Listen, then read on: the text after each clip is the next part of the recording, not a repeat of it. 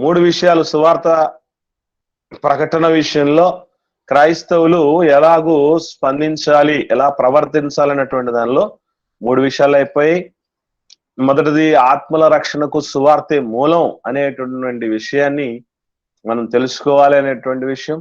రెండవది, సువార్త ప్రకటన బాధ్యతతో ఆసక్తితో జరిగించాలనేటువంటి విషయం. మూడవదిగా, సువార్త సత్యము చొప్పున మనము నడుచుకోవాలి అనేటటువంటి విషయం. సో సేవకుల్లో అన్ని విధాలైనటువంటి మాదిరి అనేది ఉండగలగాలి. చెప్తున్నటువంటి వ్యక్తి చేస్తూ ఉండాలి, చేసే వ్యక్తి చెప్తూ ఉండాలి. ఆ చెప్పటమైనా చేసేదైనా ఇష్టం వచ్చిందని ఉండకూడదు. అది కూడా సత్యవాక్యము చొప్పున, సువార్త సత్యము చొప్పుననే నడుచుకుంటూ ఉండగలగాలి. అలా నడుచుకున్నటువంటి వాళ్ళ వల్ల ఎవరికి ఏ ప్రయోజనం ఉండదు. నడుచుకుంటున్నటువంటి వాళ్ళని అనుసరించకపోతే మాత్రం విశ్వాసులకు ఏ ప్రయోజనం ఉండదు. ఇక 4వ విషయాన్ని మనం జాగ్రత్తగా పరిశీలన చేయాలి. అదే సువార్తను కలిపి చెరపకూడదు అనేది. సువార్తను కలిపి చెరపకూడదు అది. దేవుని మాట ఎప్పటికైనా గుర్తుపెట్టుకోండి. దేవుడు ఎన్నో సందర్భాల్లో చెప్తూ ఉంటాడు. ఏమనంటే ఆయన మాటల్లో నువ్వు ఏది చేర్చొద్దని. మనిషికి ఉన్నటువంటి కుతూహలం, అత్యుత్సాహం, లేకపోతే మాకు బాగా నాలెడ్జ్ పొంగి పొర్లిపోతుంది అనుకుంటాడేమో తెలియదు కానీ, ప్రతి బోధకుడు, ప్రతి సేవకుడు దేవుడు బైబిల్లో చెప్పనిది చెప్పాలని కుతూహలంతో ఉంటాను. చిత్రంగా అట్లాంటి వాళ్ళని లోకం బాగా ఇష్టపడుతుంది. మర్మబోధకుడు అని పేర్లు పెడుతుంది. ఇప్పుడు మర్మబోధకుడు అవుతాడు, బైబిల్లో లేనిది చెప్తేనే మర్మబోధకుడు. బైబిల్లో ఉన్నది ఉన్నట్టు చెప్తే ఎవరికి రుచించట్లా. తెలుసా మీకు? ఏంటండి ఎప్పుడు చూసినా బైబిలే చెప్తాడు ఆయన అంటే ఏం చెప్పాలని? పిట్ట కథలు, కాకమ్మ కథలు, చెరుపు చేసేటివి, కల్పనా కథలు, ఇవి చెప్పాలన్నమాట. ఎందుకంటే మనుషులు ఎట్లా అయిపోయారంటే దురద చెవులు గలవారై వాళ్ళ స్వకీయ దురాశను నెరవేర్చుకోవడానికి అనుకూలమైన బోధకులను వాళ్ళు పోగు చేసుకుంటారు. గుర్తుపెట్టుకోండి, సేవకుడు విశ్వాసులను ఏర్పరచుకోవాల్సింది తప్ప విశ్వాసులు సేవకుడిని పోగు చేసుకుంటే అలాగే ఉంటది. యేసుప్రభు అన్నాడు, మీరు నన్ను ఏర్పరచుకోలేదు, నేనే మిమ్మల్ని ఏర్పరచుకున్నాను. ఓ బోధకుడు ఎట్లా ఉండాలి అంటే, ఓ సేవ ఎట్లా జరగాలి, చక్కగా ఎప్పుడు జరుగుతుంది అంటే, అతను ఆత్మల రక్షణ కోసం పాటుపడి ప్రయాసపడి మాదిరి కలిగి స్వచ్ఛమైనటువంటి సువార్తను అందించి అన్ని విషయాల్లో కూడా ఒక రోల్ మోడల్ గా తను చూస్తూ తన విశ్వాసాన్ని అనుసరించే విధంగా ఎదుగుతూ ఉండి ఏర్పాటు చేసుకున్నటువంటి పరిస్థితి ఉంటే, ఆ బిడ్డల్ని వాళ్ళు తప్పు చేసినప్పుడు ఖండించడానికైనా, బుద్ధి చెప్పడానికైనా, దారిలో పెట్టడానికైనా, అన్ని నేర్పించడానికైనా అవకాశం ఉంది. అలా కాకుండా ఆల్రెడీ వెల్ ఎస్టాబ్లిష్డ్ గా ఉన్నటువంటి ఒక సంఘాన్ని ఎవరో ఒకరు సేవకుడిని జీతం ఇచ్చి ఏర్పాటు చేసుకున్నటువంటి పరిస్థితి ఉంటే, వాళ్ళు ఏర్పాటు చేసుకుంది అది కూడా వాళ్ళు జీతం ఇస్తున్నారంటే ఎట్లాంటి వాళ్ళని చెప్తే తీసుకుంటారు? ఎవడు ఏ పాపాలు చేసినా, ఏ తప్పులు చేసినా చూసి చూన్నట్టు పోవాలి. వీలైతే వాళ్ళు క్షమించి ప్రభువా అని దేవుడికి సిఫార్సు ప్రార్థనలు చేయాలి. ఇట్లాగా అనుకూలంగా ఉన్నటువంటి వాళ్ళు కాదు. ముఖ్యంగా కలిపి చెరిపేటటువంటి వాళ్ళంటేనే ఈ రోజు లోకంలో బాగా క్రేజియస్ట్ సేవకుడయ్యారు. అందుకే దేవుడు అన్నటువంటి ఒక అద్భుతమైనటువంటి మాట ఏంటంటే, సామెతల గ్రంథం 30వ అధ్యాయము 6వ వచనాన్ని జాగ్రత్తగా మనం పరిశీలన చేయగలిగితే అక్కడ రాయబడినటువంటి ఒక అద్భుతమైన మాట. సామెతల గ్రంథం 30వ అధ్యాయము 6వ వచనం, ఆయన మాటలతో ఏమీయూ చేర్చకుము, ఆయన నిన్ను గద్దించునేమో, అప్పుడు నీవు అబద్ధికుడవదువు అన్నాడు. ఆయన మాటలతో నువ్వు ఏది చేర్చొద్దు. ఎందుకు చేరుస్తున్నావు? చేరిస్తే దాని అర్థం ఏంటి తెలుసండి? అదేదో లోపం ఉన్నది, అదేదో వెలితి ఉన్నది అనే కదా అర్థం. అది ఇంకా ఫుల్ఫిల్ అవ్వలేదా చేరుస్తున్నావు అంటే. కాబట్టి అలా చేర్చాల్సిన పని లేదు. ఎందుకనంటే దేవుని యొక్క ఆయన యొక్క ధర్మము ఎలాంటిది, ఆయన మనల్ని ఇచ్చినటువంటి ఆయన మాటలు ఎంత శ్రేష్టమైనవేనంటే, ఎంత శక్తివంతమైనవేనంటే మనం గుర్తుపెట్టుకోవాల్సినటువంటి విషయం. దేవుడు ఎన్నో సందర్భాల్లో చెప్తాడు ఏమనంటే, సకల సమృద్ధికి కూడా పరిమితి ఉంటది. కానీ దేవుని యొక్క ధర్మోపదేశం మాత్రమే అపరిమితమైనది అనేటువంటి విషయం కీర్తనాకారుడు మాట్లాడుతూ ఉంటాడు. కాబట్టి గుర్తుపెట్టుకోవాల్సినటువంటి విషయం ఒకటే పిల్లరా, ఎంత సమృద్ధి కలిగినటువంటి విషయాలు ఎన్ని చూసినా కూడా మనం గుర్తుపెట్టుకోవాల్సింది ఏంటంటే ఎక్కడో చోట లోపం ఉంటుంది. కానీ దేవుని ధర్మోపదేశం మాత్రం అస్సలు ప్రాబ్లమే ఉండదు. అది అపరిమితమైనది, అది అన్లిమిటెడే తప్ప లిమిటెడ్ గా ఉండేది కాదు. చేరుస్తున్నాం అంటే అది లిమిటెడ్ అని మర్చిపోతు అని అనుకుంటున్నట్టే. ఎందుకనంటే ఒకసారి చూద్దాం 119వ కీర్తన 96వ వచనంలో. 119వ కీర్తన 96వ వచనంలో దేవుడి మాట గురించి, దేవుడి మాటకున్న విశిష్టతను గురించి, దేవుడి సువార్త సత్యానికి గాని, దేవుడి సత్యవాక్యానికి గాని ఉన్నటువంటి గొప్పతనం, అద్వితీయత ఏంటయ్యానంటే, సకల సంపూర్ణతకు పరిమితి కలదని నేను గ్రహించి ఉన్నాను, అయితే నీ ధర్మోపదేశము అపరిమితమైనది అంటాడు. అపరిమితం, అన్లిమిటెడ్. అటు అన్లిమిటెడ్ గా దేవుడి ధర్మోపదేశం అంటే నువ్వు నేను ఏం కలుపుతావు దానిలో? ఈరోజు లేని పోనివి కలిపేస్తున్నటువంటి వాళ్ళు ఉంటారు. అలా కలిపితే చెడిపోతుంది. బాగు చేసేదే చెడిపోయిందంటే అలాంటిది తీసుకుంటే మనం బాగుపడతామా? ఓకే, అందుకే కొత్త నిబంధనలోకి వస్తే కూడా దేవుడు చెప్పినటువంటి ఒక మాటను మనం జాగ్రత్తగా పరిశీలన చేయగలిగితే, అపోస్తలుడైనటువంటి పౌలు గారు కొరింథీయులకు రాసిన 2వ పత్రిక 2వ అధ్యాయము 17వ వచనంలో చూడగలిగితే, అపోస్తలుడైన పౌలు గారు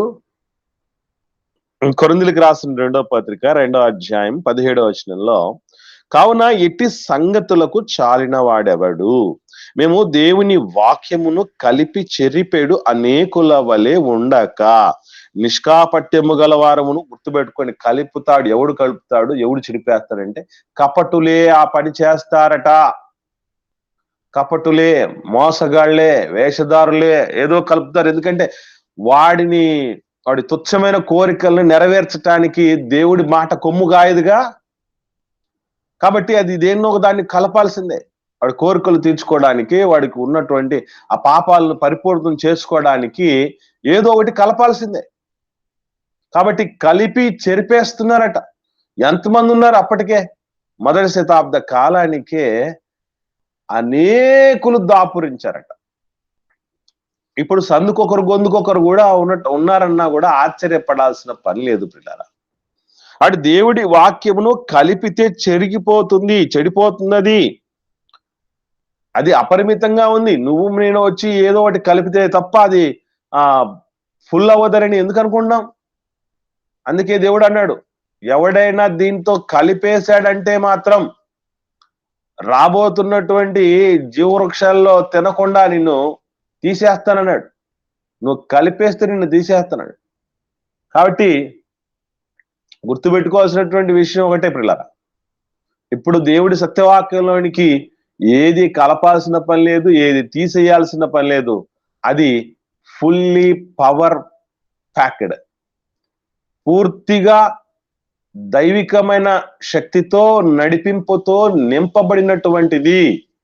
కనుక 100% దాని విషయంలో మనం కలిపి చేరిపే పరిస్థితులు, బైబిల్లో లేనిది చెప్పేటటువంటి పరిస్థితులు ఒకవేళ ఉన్నా కూడా అలాగూ చెప్తున్నారు. బైబిల్లో దేవుడు అనుకున్నట్టు చెప్తున్నారా, లేకపోతే అయ్యగారు అనుకున్నట్టు చెప్తున్నాడా అనేది కూడా గమనించాలి. చాలా ప్రాముఖ్యమైనది. ఎందుకంటే ఆత్మలు రక్షించే శక్తి కలిగింది కదా, చాలా విలువైంది కదా, చాలా ప్రశస్తమైనది కదా, చాలా మాన్యమైనది కదా, చాలా యోగ్యమైనది కదా. అటువంటిది కల్తీకి గురవడానికి ఎన్నో అవకాశాలు. ఎందుకు రాళ్ళలో కల్తీ రాళ్ళు ఉండవు? బంగారాన్ని ఎందుకు టెస్ట్ చేస్తారు? బంగారానికి ఎందుకు కల్తీ కలుస్తుంది అంటే అది విలువైంది కాబట్టి. ఇది మీరు అర్థం చేసుకుంటే రంగు కాగితాలు డూప్లికేట్లు ఉండవు, కరెన్సీ నోట్లు డూప్లికేట్లు ఉంటాయి. కారణం ఏంటంటే అవి కరెన్సీ విలువైంది కనుక. దేవుడు మాట ఎంత విలువైందంటే ఈ ప్రపంచాలనే కలగజేసినంత గొప్పది దేవుడి మాట. ఆఫ్టర్ ఆల్ ఒక చిన్న బంగారం కాదు, బంగారు గనులనే టన్నుల గనులను ఈ భూమి మీద పుట్టుకొచ్చేటటువంటి రీతిగా చేసింది దేవుడి వాక్యమే. కనుక ఆ వాక్యం చాలా విలువైంది. ఆ విలువైన దాన్ని కల్తీ చేయటానికి ఎన్నో అవకాశాలు ఉన్నాయి. జాగ్రత్త పడాలి. స్వీకరించేటప్పుడు సత్యవాక్యమా కాదా అనేటువంటి స్పృహ విశ్వాసులకు ఉండాలి. ఏదో వచ్చేస్తున్నాం, వినేస్తున్నాం, ఎవరిని గుడ్డిగా నమ్మకూడదు. పౌలు శీలలు చెప్పినటువంటి మాటల్ని అలా ఉన్నాయో లేవో అని వాక్యంతో పరిశీలన చేయటం జరిగింది వాళ్ళు. మనకు అంత ఎక్కడ ఓపిక ఉందండి అసలు? 3 గంటలు నువ్వు కడుపులో ఉండేటటువంటి ఆహార పదార్థాన్ని చూజ్ చేసుకునేటప్పుడు ఒక వంకాయనో, లేకపోతే ఒక కూరగాయనో, ఒక ఆకుకూరనో, ఓ మాంస పదార్థాన్నో తీసుకునేటప్పుడు, సెలెక్ట్ చేసేటప్పుడు ఎన్ని జాగ్రత్తలు పడతావు? మహా అంటే 3 నెలలు మన కడుపులో ఉంటుంది. కానీ జీవితాంతము మన గుండెల్లో దాచబడి మనల్ని భవిష్యత్తు జీవితంలో అన్ని విధాలుగా గైడ్ గా ఉండి నడిపించేది కదా దేవుడి సత్యవాక్యం. దాని విషయంలో స్పృహ కలిగి ఉండకపోతే దేనికి మనం ఆలోచించండి పిల్లరా. కాబట్టి దేవుని మాటల్ని, సువార్తని కలిపి చెరపకూడదు. ఈరోజు చేస్తున్నటువంటి సువార్తలు అన్ని కూడా సరైనటువంటివి, సత్య సంబంధమైనవి, దేవుడికి నచ్చేవి, జీవుడికి మేలు కలగజేసేవని ఎవరు భ్రమపడకండి. ఆయన దేవుడి గురించి చెప్తున్నాడుగా, ఈయనే దేవుడి గురించి చెప్తున్నాడుగా అని ఇట్లా కాంప్రమైజ్ అయిపోయి ఉంటారు. మర్చిపోకండి. మీరు కాంప్రమైజ్ అవ్వాలనుకున్నా ఆయన దేవుడు కాంప్రమైజ్ అవ్వాలనుకోవట్లేదు. ఆయన గద్దించడానికి సిద్ధంగా ఉన్నాడు. కలిపేస్తే తెగుళ్ళు తీసుకురావడానికి సిద్ధంగా ఉన్నాడు. పరిశుద్ధ పట్టణంలో పాలు పప్పులు లేకుండా చేసేటువంటి పరిస్థితికి సిద్ధపడుతున్నాడు దేవుడు. ఎందుకంటే చెడిపోయేవాడు పరలోకానికి వచ్చి వాడేం బాగుంటాడు, ఎవరిని బాగుపెడతాడు చెప్పండి. అలాంటి వాడు ఉండకూడదు, అవసరం లేదు మనకు. కానీ ఆ కల్టినంతా, కలుపు మొక్కలన్నీ ఏర్పడేయాలని దేవుడు ఆలోచన చేస్తున్నాడు. కాబట్టి 100% దాన్ని కలిపి చెరపకూడదు. ఉన్నది ఉన్నట్టు, దేవుడు అనుకున్నట్టు, దేవుడు చెప్పమన్నట్టు ఆ మాటల్ని చెప్పగలిగితే చాలు. అంతకంటే మించినటువంటి ధన్యకరమైనటువంటి పరిస్థితి మరొకటి లేదు. ఇంకొక మాట చూద్దాం. మన గలతీలకు రాసిన పత్రికలో మరింత గట్టిగా ఏమని చెప్తున్నాడో పౌలు గారు మాట మనం చూడగలిగితే, 1వ అధ్యాయము 6-8 వచనాలు జాగ్రత్తగా చూద్దాం. అపోస్తలుడైనటువంటి పౌలు గారు గలతీలకు రాసిన పత్రిక 1వ అధ్యాయం 6, 7, 8 వచనాలు చూడగలిగితే, క్రీస్తు కృపను బట్టి మిమ్మును పిలిచిన వారిని విడిచి భిన్నమైన సువార్త తట్టుకు మీరు ఇంత త్వరగా తిరిగిపోవటం చూడగా నాకు ఆశ్చర్యం అవుతున్నది. చిత్రం ఏంటంటే, మంచిదానికి నిజం నిలకడ మీద తెలుస్తున్నాడు కదా. సరైనటువంటిది, సత్యమైనటువంటిది లోకానికి చేరుకాటానికి 100% టైం పడుతుంది. కానీ ఒక అబద్ధాన్ని నమ్మటం మాత్రం తొందరగా నమ్మేస్తారట. అబద్ధం అంత ఆకర్షణతో నిండి ఉంటుంది. గుర్తుపెట్టుకోండి పిల్లరా. సువార్త కానిది, భిన్నమైన సువార్త అయిన దానికి ఎక్కువ శక్తి, అది చాలా స్ప్రెడ్ అయిపోతుంది స్పీడ్గా. అబద్ధం బాగా స్ప్రెడ్ అయిపోతుంది. మోసం, లోక సంబంధమైనది, దేవుడికి నచ్చనిది, ఈరోజు మన పాపాలకు బాగా ముద్ర వేసేది, ఒక మాట చెప్పాలంటే లైసెన్స్ ఇచ్చేటువంటి బోధలు, భిన్నమైన సువార్తలు, అటువంటి వాటికి ఎక్కువ తిరిగిపోతూ ఉంది ప్రపంచం అని చెప్తూ ఏమని చెప్తున్నాడు? అది మరి ఒక సువార్త కాదు గాని క్రీస్తు సువార్తను చెరపగోరి. అంటే సువార్తని, క్రీస్తు సువార్తని చెరిపేటటువంటి బోధలు, భిన్నమైన సువార్తలు వచ్చేసాయట. కలిపి చెరిపే వాళ్ళతో జాగ్రత్త పడకపోతే ఫుడ్ పాయిజన్ అయితే మహా అంటే శారీరకంగా చచ్చిపోతాం.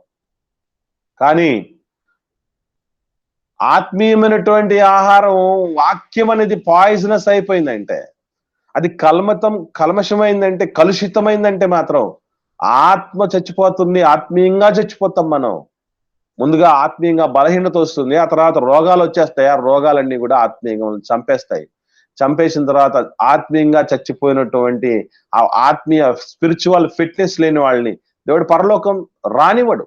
మర్చిపోకండి.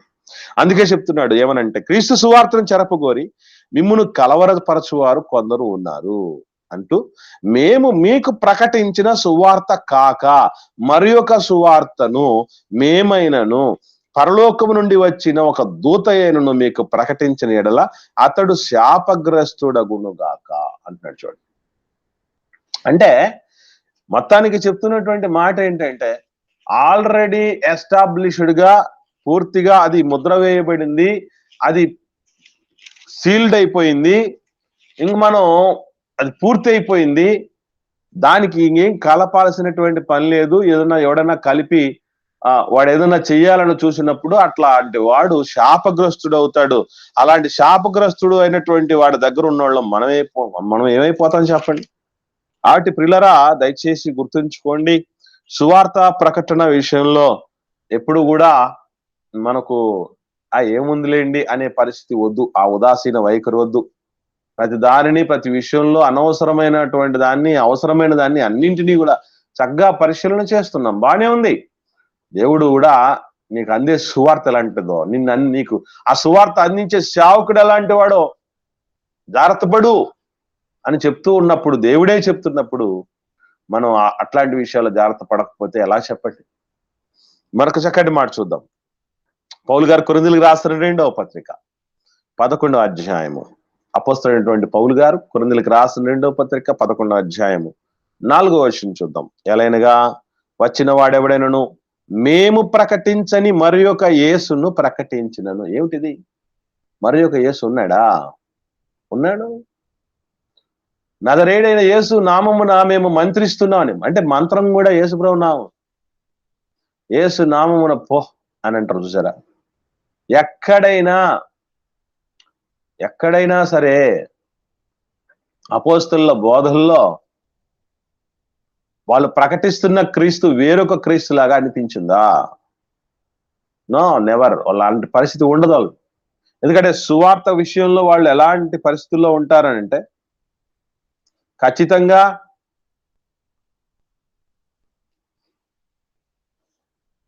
చాలా జాగ్రత్తగా ఉంటారు, చాలా చురుకుగా ఉంటారు, చాలా మెలకువతో ఉంటారు. వాళ్ళకి రాజీ పడరు, కాంప్రమైజ్ కారు.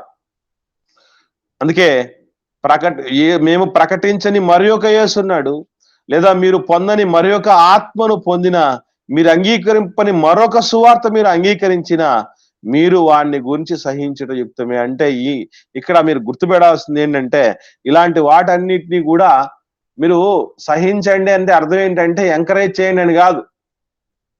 ఎంకరేజ్ చేయండి. వాడి విషయంలో మీరు భౌతికమైన దాడులకు దిక్కకండి. దేవుడికి అప్పగించండి, దేవుడు చూస్తాడు. అటువంటి వాళ్ళ నుంచి మీరు తొలగిపోండి అని అర్థం. ఎందుకంటే సర్పము తన కుయుక్తి చేత 3వ వచనంలో అంటాడు, హవమును మోసపరిచినట్లు మీ మనసులు కూడా చెరపబడతాయి. క్రీస్తు ఎడలో ఉన్నటువంటి సరళత నుండి, పవిత్రత నుండి తొలగిపోయేటట్టు చేస్తాయి. ఎవరు తొలగిపోయేటట్టు చేస్తారంటే వేరొక సువార్త, లేదా భిన్నమైన సువార్త, లేదా కలిపి చెరిపినటువంటి సువార్త యేసు ప్రభులో ఉన్నటువంటి సరళత నుండి, పవిత్రత నుండి మనల్ని పాడు చేస్తాయి. కాబట్టి సువార్త, ప్యూరిటీ లేనటువంటి సువార్త ఇంజూరియస్ టు సౌల్. మన సోల్ కి, మన ఆత్మకి చాలా డ్యామేజ్ చేస్తుంది ఈ సువార్త. కాబట్టి దయచేసి సువార్తను కలిపి చెరిపేటటువంటి పరిస్థితులు కలిగిన వాళ్ళ దగ్గర నుంచి జాగ్రత్తగా ఉండటానికి ప్రయత్నం చేయాలి. అది నేను చెప్తున్నటువంటి మాట కాదు.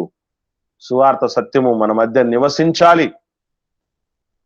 కాబట్టి జాగ్రత్త పడదాం.